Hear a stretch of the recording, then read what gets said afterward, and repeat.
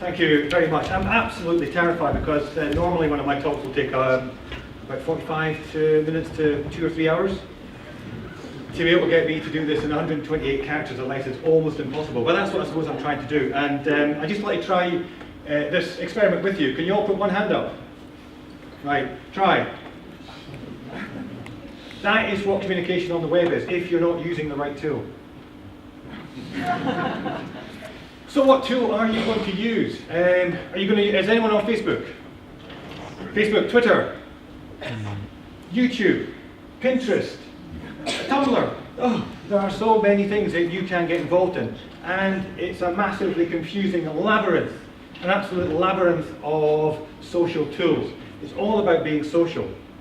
I'll just show you what social is. Doug, where are you? Hello, Doug. Robin.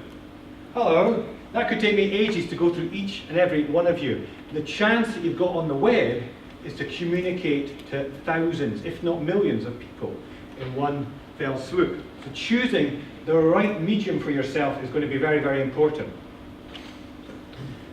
And oh no, I've got the wrong one. Right, here we go. You're going to have to manage your expectations. I am so glad to see so many people here today. This is an absolutely brilliant day. I have been meeting experts myself. But if you're going to be on the web and you're going to be communicating with people, manage your expectations. It's a bit like you create the most amazingly fabulous website worth thousands of pounds. You have gallery sections, you've got forums, you've got everything there, and you've got nothing in it. Has anyone ever been to a website where you go to their gallery, can't wait to see what they're up to, and there's 2 photographs up there? Or you go, oh right, oh the events, can't wait to see what's on the events. Nothing. Superb. You're going to have a big website with nothing on it. That's not a good idea. So you're going to have to manage your own expectations of what's going to be on your interweb communication. We'll have to think of a word for this. By the end of today, we need a word for what we're doing. Or, is it too much? Again, you can have a website which has got everything crammed into it. This, by the way, if you're interested, is the Amber Room. I'm sure it's a lovely place, but you would go mad there quite quickly. You can have a website where you have all sorts of communication. So imagine that you are twittering everything that you do. That I'm sitting now at the back of this lecture theatre listening to this video talk to me. Twittering away. Then suddenly you nip to Facebook, put the same thing up there. Then onto YouTube where you do a selfie type sort of video.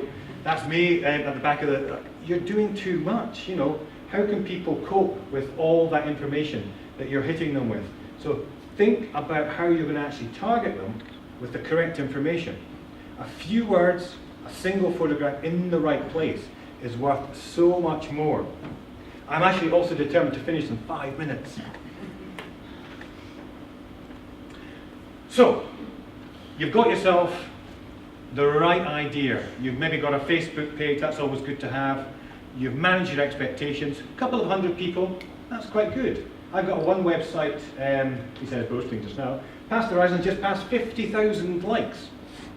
Badger has just gone past about 5,000 people who are actively involved in the group. But I have another website for Amosfield Walled Garden, fabulous little walled garden just outside Haddington, 140.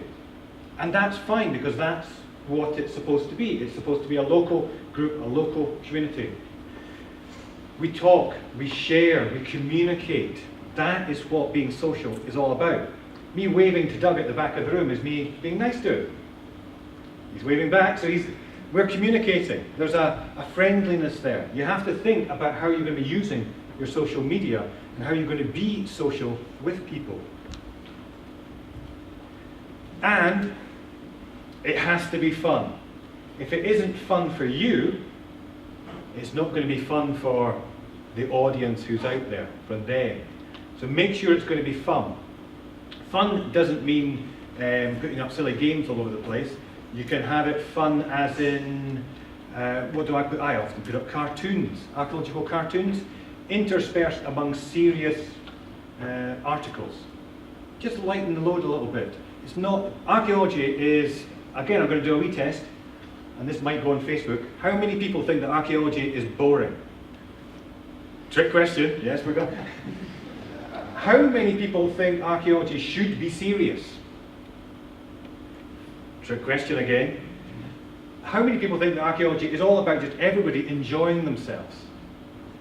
That's better. I like that. Thank you. If it is not fun for you, it's not going to be fun for anyone else. And now the hardest one is you, sadly, and that's me, are not at the centre of this wonderful multiverse of the interweb. When people wake up in the morning, they don't go, I wonder what David Conley's up to. I look in the mirror and I wonder that myself. I woke up this morning, what are you doing? But I'm not the most important person in the world. My projects are not the most important thing in the world. They are to me, into my small group, and we like to talk about it and discuss it. But you've got to remember that you're going to be sharing with other people who want to tell you about what they're doing. I love hearing about Brora. I love hearing about kite camera work.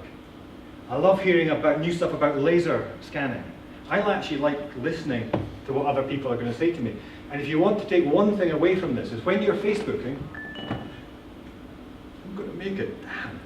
When you're Facebooking or Twittering or using any of these mediums, Pinterest, great for putting up images.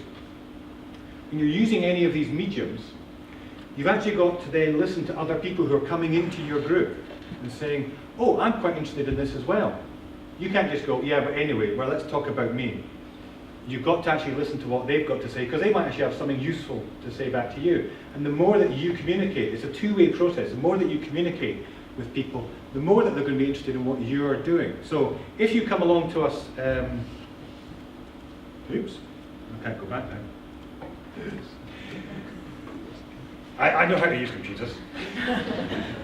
If you come along to us in room 4, we've got Maggie from Past Horizons, one of the great, I know, completely ruined it, yeah. We've got Maggie from Past Horizons, one of the sort of ace communicators of archaeological stories, in a more popular way, and myself, who can actually help you work with the web, work with Facebook, work with Twitter, work with how to blog. And that was it. So I didn't get the hooter. Can I have a hooter anyway? Thank you very much.